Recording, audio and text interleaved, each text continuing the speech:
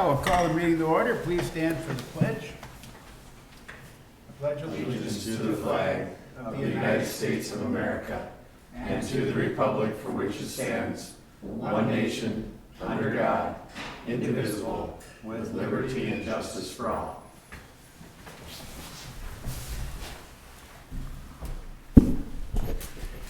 We'll have roll call, please. Councilmember Waller? Yes. Shelby? Yes. Miller? Yes. Pellicet? Yes. Mayor Heath? Yes. We have two items to add in H under consent agenda for pay estimate from Joe Riley Construction.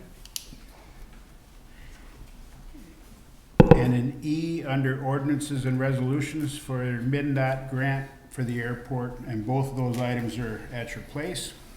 So I will make a motion to add those two items. I will second. Any discussion? All in favor say aye. Opposed? Carried. Citizen comments. If anyone would like to speak to us, now would be the time to do that. Welcome, Sid. Hello. We have no public hearing tonight. Reading and approval of minutes from August 23rd. I will approve minutes of the meeting from August 23rd, the regular meeting. I will second. Any discussion? All in favor say aye. Opposed?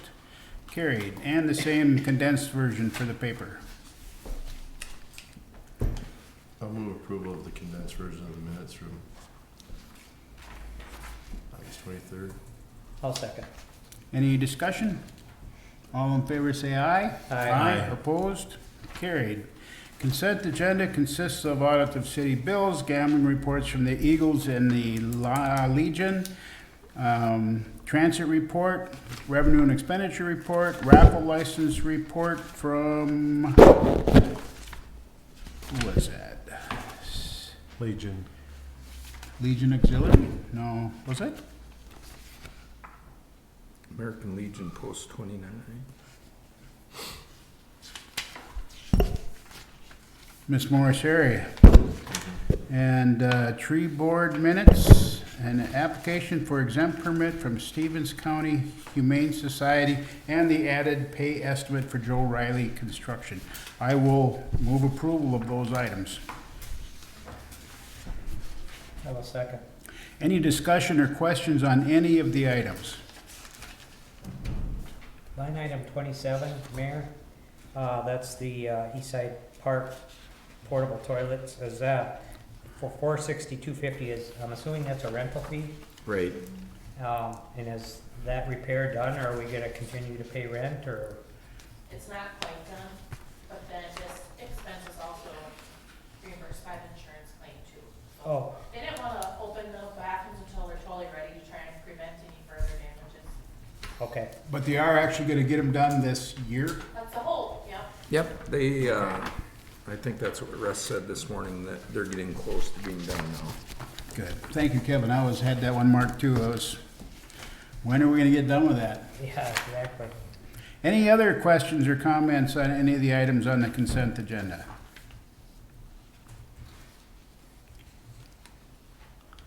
All in favor say aye. Opposed? Carried. We have petitions, requests, and communications. We have a liquor license and dance permit for the Hudson Inn.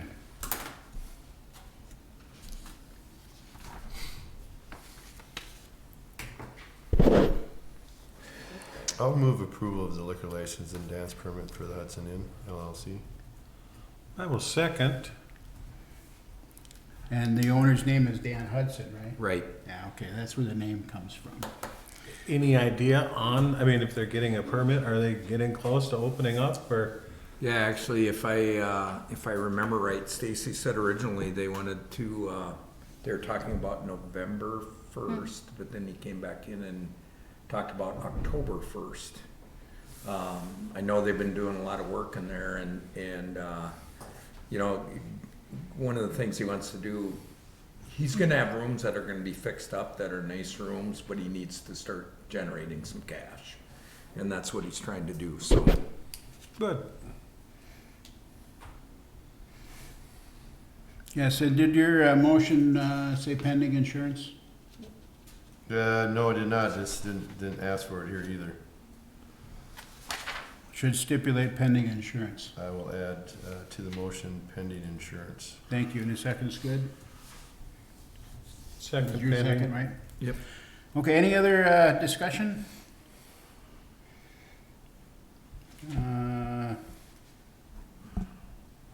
All in favor, say aye.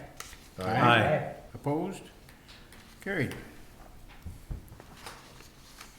Ordinances and resolutions. Reason I was stopping, I was wondering if I had to do a roll call on that.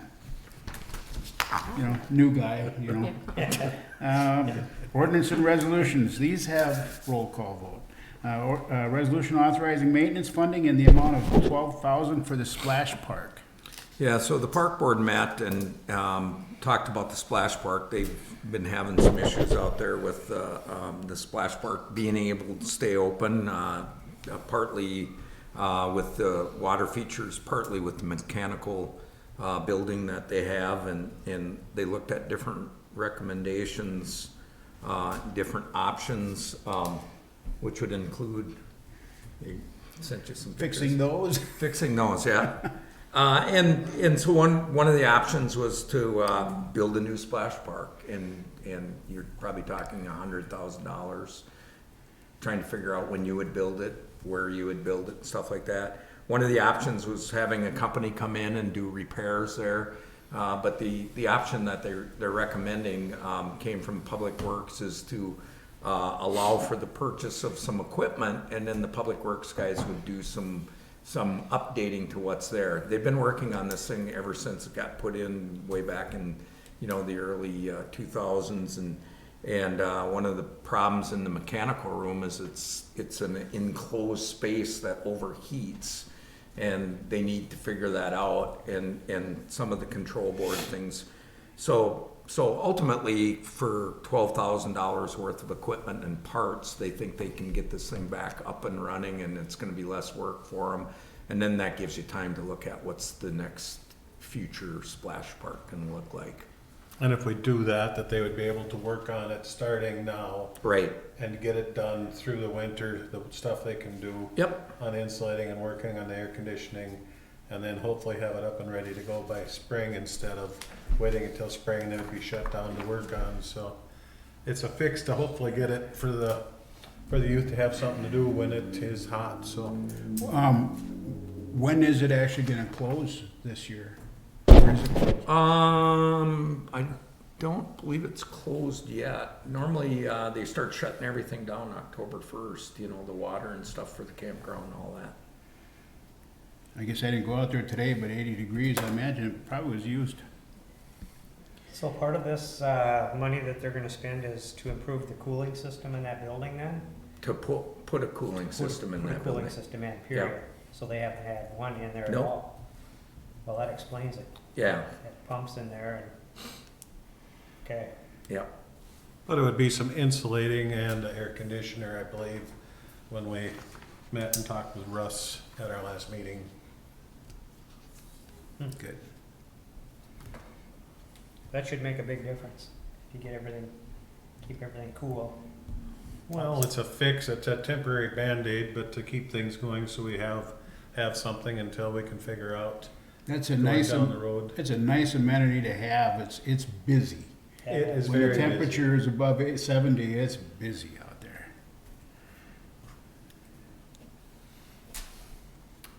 I'll move on that resolution authorizing maintenance fund spending in the amount of $12,000 for the splash park. I'll second. Any further discussion? We'll have a roll call vote, please. Councilmember Waller, Yes. Selby, Yes. Miller, Yes. Phillipson, Yes. Mayor Dees. Yes. Next, resolution extending the joint city-county commission on sharing opportunities.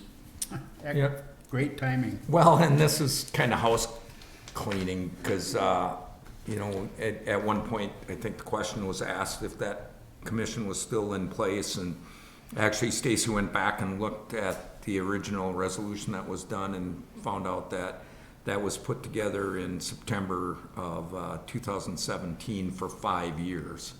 And so I'm recommending that we have the city council pass a resolution to continue that on indefinite. And the only other thing that was in the original resolution was to set up standard meeting times.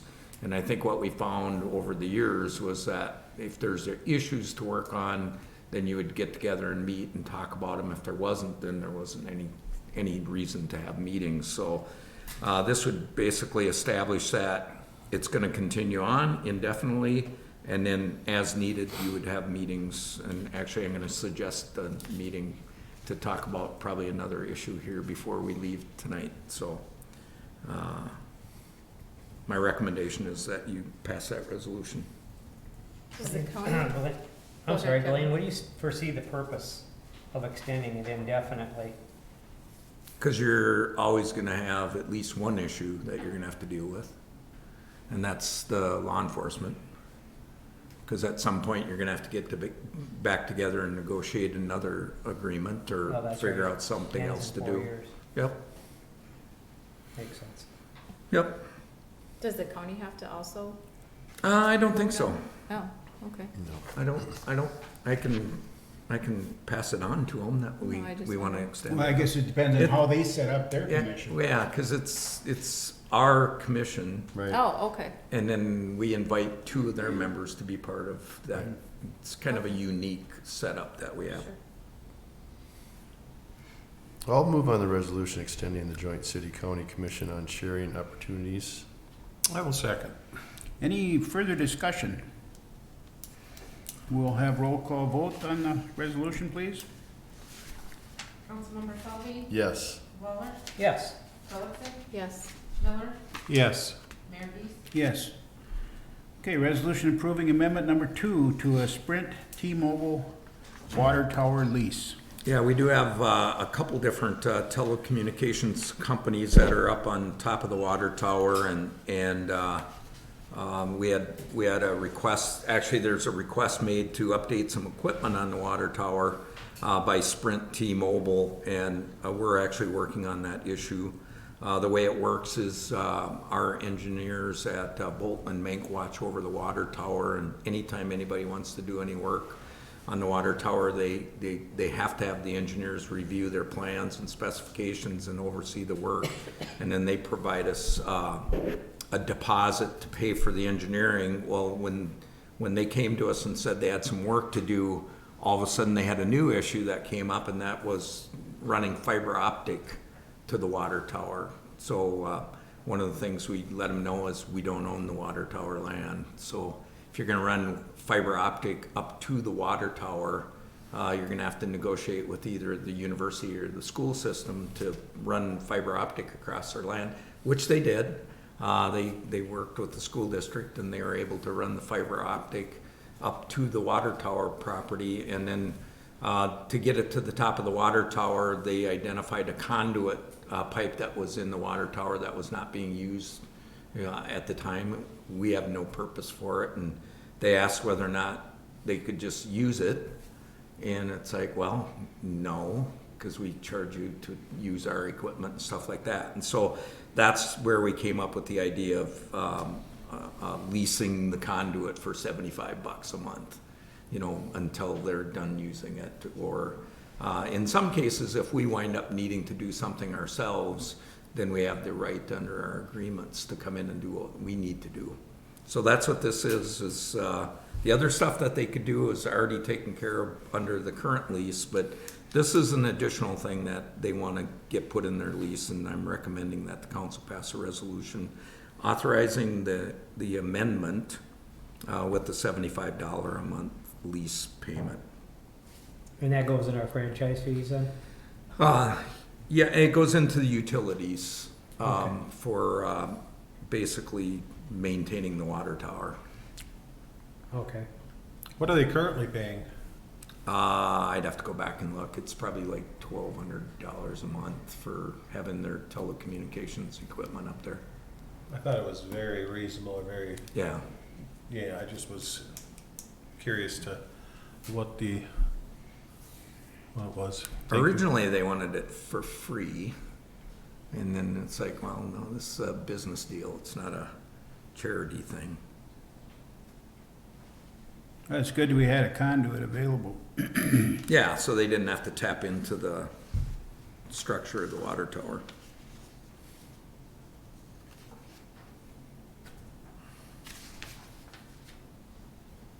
I will move on the resolution approving an amendment number 2 to a Sprint T-Mobile water tower lease agreement. I'll second that. Any further discussion? We'll have roll call on that resolution, please. Councilmember Miller, Yes. Middleton, Yes. Waller, Yes. Selby, Yes. Mayor Heath. Yes. If any of you have not been on top of the water tower, I would recommend legally doing that sometime. It's kind of cool. I'm good. Pass. Yeah, pass. Okay, I'll we, take the word for it. Can we do that, really? our next time, We can do that? If you want. legally, I I think said. they'll Is the take- view different legally or illegally? Well, it'll probably be at night, never mind. Okay, our next our next resolution, setting an assessment hearing for the 2022 improvement project. Yeah, this is a requirement that we have in order to set special assessments, and what I'm recommending is that we set that hearing for October 11th at 5:20, and then what we'll do is we'll send out notice to all the property owners as to what their assessments are. And in this resolution, it talks about the date and the time, the total amount of the project, how much is being assessed. In this project, we do have some state aid road funding that came into it that helped pay for the overall cost of the project. And probably the biggest part of this is the assessments will be 15-year assessments, with the first installment being due and payable in 2023. And then the interest rate will be 5.65%, and that's based off of the bond that we sold. And then we always add 2% on top of that, you know, and we do that to make sure that we have enough money in the bond fund to make the bond payments. If for some reason we had a lot of people that paid off their assessments, right now, you know, we invest our money at probably less than, it might be over 1% now. But the bond rate is set for the life of that. And then from time to time, as you know, you've all been around, from time to time, we do have the ability to pay off bonds and resell them. So whether or not this one will be part of a refunding bond, I don't know. Bond rates are going up now. Interest rates are going up. Everybody's kind of seeing that, So that's, the recommendation is to set that hearing for October 11th, and then it really allows for the additional time that once the hearing's done, then property owners have 30 days to pay off their assessments without any interest. And then if they don't pay them off, then we have to certify them to the county auditor, and then they get put into the queue for the upcoming tax rolls that are gonna take place. So it's a little bit different than kind of the standard loan type arrangement that you'd have with monthly loan payments. Taxes are paid twice a year, and all the interest gets put on right away at the beginning for the next year. So that's one of the important differences in this. They have 30 days from when to pay it, if they from- want to pay it with no interest? From the date of the hearing when we'll have the public hearing, and then one of the things you'll hear me say probably 2-3 times is that in order to challenge your assessments, you have to give us written notice by the end of the hearing, because we've had that happen before where people said, well, I don't like what you just did, so I'm not gonna pay it or whatever, and it's like, you did not object in writing to the assessment, so you basically agreed to it. And in some cases, we have had objections, but very few over the years that I've been here. There's been a couple that wound up, because the next step would be then they'd have to file a legal challenge in district court to the assessments. And that's one of the reasons why we had somebody doing a pre-appraisal to give us an idea what the value of the assessments are on a standard 50-foot lot. It looks like it's coming in right around that $12,000 to $13,000 range that we talked about when we had the initial hearing. If you own bigger lots, more lots, then it would be more expensive, but that's kind of what it is. Blaine, I see on the first line of the whereas, at the end, it says East 7. We need to change that to 6. Yep. All right, good catch.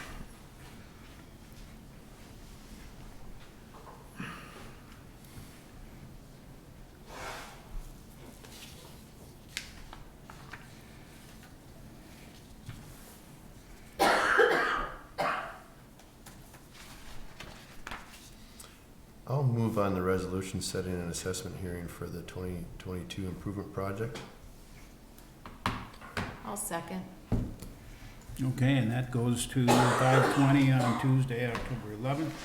Any further discussion on the resolution? We'll have roll call vote for it, please. Councilmember Grossman, Yes. Miller, Yes.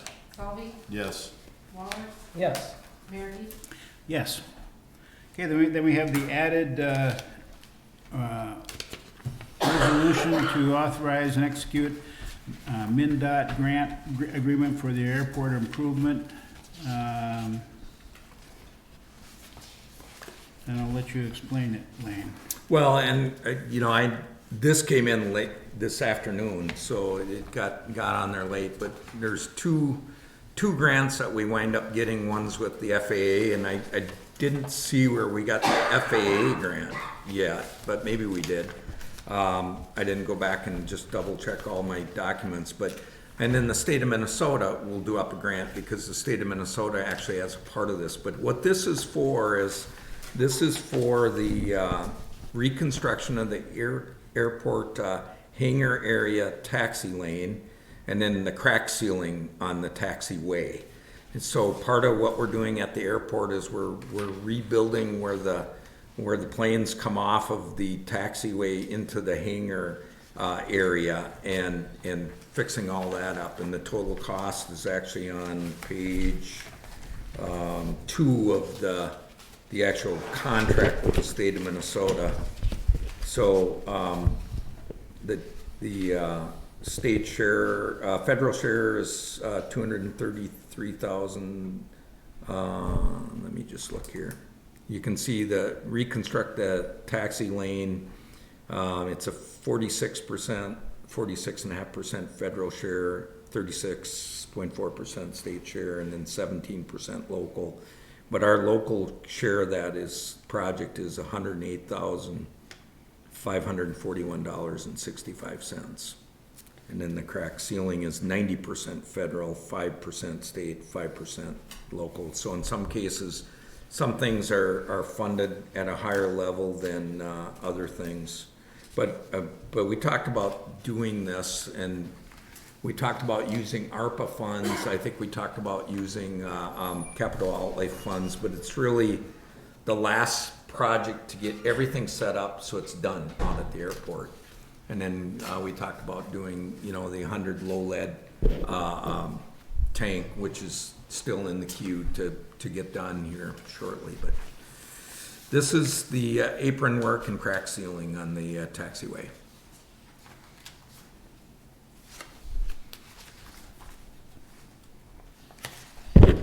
This will get done when? Shortly. I think you already approved the contract for it. So this is just the this- funding for something that we've already. Right, yep. This is, they allowed us to get started on this because the feds and the state are really behind on getting all their grant work done. So then we knew we wanted to get this one done right away. It's probably gonna be done next week, I think, ultimately, as far as the crack sealing goes. I know I talked to the company that's coming in to do it, and they wanted to know where we're at on that. Yeah, I guess just curious, because normally around September 1st is the Yep. end of seal coating with anything with the state Right, And it's great to get it done, how we talked about the improvements we're doing, and we should have everything pretty much wrapped up out there once we get this done, other than some hangar work, but right. The tanks haven't been replaced yet either, have they? Nope. Nope, we're waiting on the 100 low lead tank, which we knew it was gonna be, you know, I think it was like 8 weeks before it came in, but that'll be a fairly easy one for them to change out. but that's gonna sit on top of the Yep, right. surface instead of in the ground, so even Right. if we get the new tank and we don't get the old one out until next spring, isn't gonna be a major I deal. think Hopefully they'll, we'll I get it think they'll done. take it out. The plan is to take that old one out right away and then backfill it with gravel and leave it sit over the winter time so it settles in, then we'll pave over it in the springtime. But they're talking of putting 100 over next to the jet fuel, Right, correct? yep.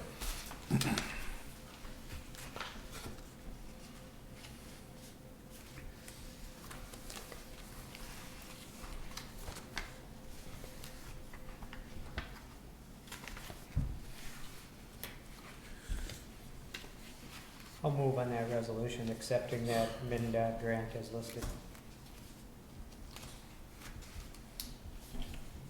I will second. Any further discussion on the resolution? We'll have roll call vote, please. Councilmember Waller, Yes. Selby, Yes. Miller, Yes. Pelican, Yes. Mayor Heath, Yes. City managers report. Yeah, I got a couple things that I want to make sure I mention to you. The first one is the liquor store starting pay. We really need to do something with starting pay at the liquor store right now. It's I think McDonald's is starting at $17 an hour. We're under $14 an hour starting pay, and I talked to the liquor store manager. He's recommending that we start at $15 an hour, and I talked to the union rep. The union contract is not open right now, but we could do a memorandum of understanding to make an adjustment to that if the union employees agree to it, which they would meet and discuss it and decide what they want to do. But that's the recommendation I'm making, so I'll throw that out to you to see if you're interested in that. What I can do is I can make arrangements to try to see if we can get that done. Blaine, what is that called? Comparable wage or no? Pay equity Pay equity that we do. that we've Comparable. done? I think the liquor store starting is the same line item as starting people at the library. It could be, yeah. So then that would increase the library starting pay also? Not necessarily. They could Okay. be wine. Well, I think the library is a little bit more than them. I think it's the same line. For pay equity, it might be the For pay equity. same line. I don't know about, But, yeah, well, we can look at that, yeah. okay, yeah. I think they're on different lines in the union contract for pay. So the liquor store clerks are on the bottom of the pay line, and it could be that we maybe bump it up to where the library one is, but it could be that I can tell you it's gonna be something that we're gonna have to take a look at more and more in the future here, because wages are not competitive. We know and understand that we had to go around twice just to find a library worker. Yeah. And the liquor store is really having a hard time finding people that are willing to come in and work there. So this is the recommendation from the manager for this point in time. And then next year, during the year, will be negotiations for the next union contracts. And I would venture to guess there's gonna be a lot of discussion about where wages are at and where we wanna see them moving forward. So in the interim, you want us to, we can make a motion on that to increase the minimum wage to $15 an hour? then? What we can do is, if you're interested in doing that, then I can go back and I can try to make the arrangements, and then we'll bring it back to you to approve, if that's agreeable. Well, I think it's important that we remain competitive in the labor Right. market, for sure. I mean, so Yep, it's a good idea. I would agree. all right. Yes. And then the other issue that I kind of threw out, the idea of the joint city-county commission meeting is on the daycare pod issue. We know and understand that daycare accessibility in Stevens County and the city of Morris is absolutely terrible. We're losing employees, we're losing the potential for new people to come here. And so actually, you probably are aware that Stevens County decided to take about $1 million of their ARPA money to put into a building a daycare pod system building on the elementary school property that originally the Housing Redevelopment Authority acquired a potential ownership in. And so one of the things that was kind of thrown back to the city was whether or not the city would be interested in trying to figure out a way to help them with water and sewer into that site. And I had Jeff Kuhn taking a look at that. And the one thing I would tell you is this isn't just the county building a building like we kind of talked about with the county shop. You know, they're building a new shop building, and we actually ran a water line is going to service more than just the county shop and the other business that was along there, you know, provide us an opportunity for the future. But we really haven't had an opportunity as a city to sit down and weigh in on the daycare issue in any kind of way. And I think this is an opportunity for the city to do that. And you know, it's partly economic development, it's partly, you know, city planning and city development. It's, you know, it kind of ties into everything. And so I'm not quite sure what the cost of running water and sewer into this facility might be. So we have the engineer taking a look at that. The next step for us is probably going to have our engineer meet with the county engineer and sit down and take a closer look at that. We know and understand that this building is probably going to start being built here shortly, you know, and so it's critical that we try to figure this out. You know, the ideal time would be to put water and sewer in before they build the building, but at the same time, they have to build a building that can connect up to where water and sewer might be, and we haven't figured that out yet. So I'm throwing it back to you to see if that is something that you are interested in looking into, what kind of contribution the city could make to this very critical need that we have in the city and in the county. And then the next step would be maybe meeting with the county, maybe with that joint commission to talk about what we could do. Do you have any of your federal money that's unallotted or unused? I think it's probably going to be all used up, but at the same time, you know, there's some other ways that we can try to figure out how to. I mean, we do have some capital outlay reserves that we could potentially use. You know, one of the things that I suggested in talking with Rebecca Young and we actually met on the site before I came here to this meeting is that this is such an important issue in the city and county that I think there's really an opportunity to reach out to business and industry and try to figure out a way to have more inputs than just property taxes.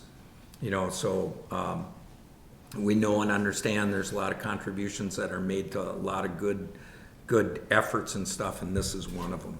I mean, everybody's in the state of Minnesota is trying to figure out the answer to this, because if you don't have daycare, you know, there's literally people deciding not to have kids, deciding not to come here because there's no place for their kids to go to daycare. I think in concept, this is very important, and it makes a lot of sense that the city's involved. I think let's get some dollars put on it, and just to see where we would be on that. But to me, it makes sense that we throw our hat in the ring that, you know, we're going to be involved at some point. I agree, if we can get some numbers by our next meeting Yep. in 2 weeks, and then decide if we can try to do something from there. Do you want to meet, set up a joint Yeah, I think we Council should. meeting. I Talk to them before we bring it back I'll here. reach out to Rebecca and Okay. then we'll reach out to the members on that commission and Yeah. you can hear kind of what they've been doing a lot of work on this, Right. you know, and trying to make this happen. And that would get us up to speed to where they are and what maybe they Right. need, so then we can bring that back when we come back to our next meeting. So their property is, kind of in the middle of the lot that. Yeah, if you go, Top of the if you hill go is- like where Brown Wilbert is, Yeah. if you go straight across the street, that area right in there, actually there's two parts to it. We were just out there, one's a little bit higher up, there's a little ridge. Anybody that grew up and knows that the playground kind of dropped down to the bottom and so we're looking at down below that ridge right there is where the building would be built. But there'd be a parking lot to the west then, and then there's another piece of land that would be higher up on the ridge that could be developed for something else. Like playground type stuff or? Yeah, well, Whatever. well, No, it's whatever. owned by other people, so they would have to develop it. No, it's, Whoever But the owns county's, The county owns that whole they're section. not using all the property. No. But ultimately, they would probably sell it to somebody else to do something different and, yeah. They don't own the stuff along Columbia, right? no, No, they own that next section. they own the next section down. Yeah. So it would be from like Brown Wilbert to the east, up to Yes. that retention pond, Yeah. correct? Exactly. Like the middle Yep, part. the middle part there, yep. Fence in the retention pond. So we're getting kind of late to start that work this year, so we'd probably look at budgeting something then for next year on the Right. city, Blaine, realistically. Yeah, and Joe Riley was out there and ideally, probably looking at some kind of spring construction to bring something in. So would we bring water and sewer to the whole area, the undeveloped area? Just to this building. And while I'm not opposed to it, I also just think this, are there other businesses that are gonna be able to request the same type of thing as they put on? Cause after the business, this is a business, whether the county's sponsoring it or not, daycare is a business. So have we put water and sewer, did we do that for any other business that requests it? The answer is no, and I would say that no other business rises to the level that this does. You're trying to solve a problem that nobody's really been able to figure out yet. It's like, because the number of daycares is just going down and down, and who knows if this will even work. This is gonna give a potential daycare provider a space to go into to run a daycare as opposed to trying to figure out how to do it in their own home, which we know that a lot of people are not gonna be doing that anymore. There's a lot of people that got out of daycare because they didn't wanna be doing that in their home anymore and they wanted their home back. But, so it would not set a precedent that we would do it for any business. And at the same time, one of the things I shared with Rebecca is we do not wanna be in charge of this project at all. So if we're gonna lend support, we would lend support to the project somehow, maybe financially. But it is one of those issues that you're trying to figure out a potential solution for it. Yeah, and like those business, like Legacy and those other properties that were built, they paid for their own. Right. So, yeah, I kind of agree with you, Blaine. You don't wanna set up, if you give to one and then not the other, it gets to be kinda sticky.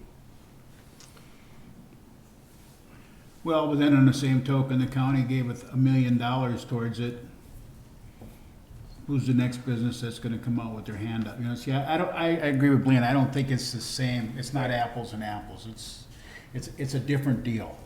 So, I don't think that's gonna bite us, but, No, I don't think so either. yeah. Definitely a need there for sure. Yeah, and the next step is to talk more about it and try to figure out what if anything we can do to help with this. All right, well, I think you get together and let us know when you wanna All right. put a meeting together for that, and Jeff and I can see if we can make it there for sure. And then I would just answer any other questions you might have on my city manager report. I don't have anything on there, but where are we at with the old floral building on Main Street? Is that, the new owners plan on just? The plan is taking to that tear it down. I have not gone back and discussed it further with them. I know, the Economic Development Authority was working on some potential issues working with the building owner. I think the plan is to tear it down. I mean, is it gonna Well, be like from, soon or?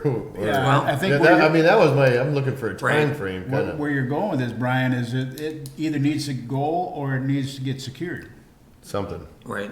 I mean, because yeah. It's back to people being can go in it unsecured and again, it's open again, and we're Yeah. back to that whole deal again. Well, I think the last I heard that, I thought we were, He Okay, was so right. Ashley said they just got a demolition permit. Well, there we go. So I didn't, okay, now that's news to me, Oh, so. okay. I heard, I Ends guess the the last I- speculation. I remember they were waiting for a grant. I know they wanted to tear it down, but I think, they're busy working too, the construction company. Well, good, you can update us on that if it's not All right. done by next meeting. Any other comments or questions on the city manager report? Anything else to come before the council at this time? Mayor, just a quick question. I think we probably all, I don't know if we all received a letter from Irv Grosh regarding that property at 409 Atlantic. I just wanted, I think it's an opportunity for us to have a discussion about he, I guess, contacted me and talked to me verbally about, he was having a difficult time trying to get that building sold because of there was a discrepancy and if it's, the blended use part of that. And Right. I guess it kind of begs the question, we have a lot of businesses that have apartments in them, so I wanted to just throw it out there and see if we've got that resolved or. Yeah, that's all done. Didn't you get it sold? He didn't get it sold, but, there was a legal challenge to whether or not he legally could be doing in there what he's doing, and, we had the city attorney look it over, and he decided that he can. There was a discrepancy in the city codes as to whether or not that could be done. And it could be that the planning commission takes that issue back up again in the planning commission to clarify, whether or not, but apartment buildings are allowed in the downtown, but Right. the question of whether or not you're gonna convert a commercial building to an apartment building, Right. basically the way it sits now is any building in the downtown could be converted into an apartment building. And marketed and sold as such, Right. yeah. I just thought it was worthy to have a discussion about that, because we do have other properties that are gonna, if they can't, move a business in there, they may not have any other choice but to, Well, that's expensive too, but, yeah, but for that particular parcel, yeah, that has been resolve. resolved. Okay, good. Thank you for the update. Anything else to come before the council? Remember, we have a presentation right after the meeting. You're all welcome to stay if you like. Meeting adjourned. And I'll just start by saying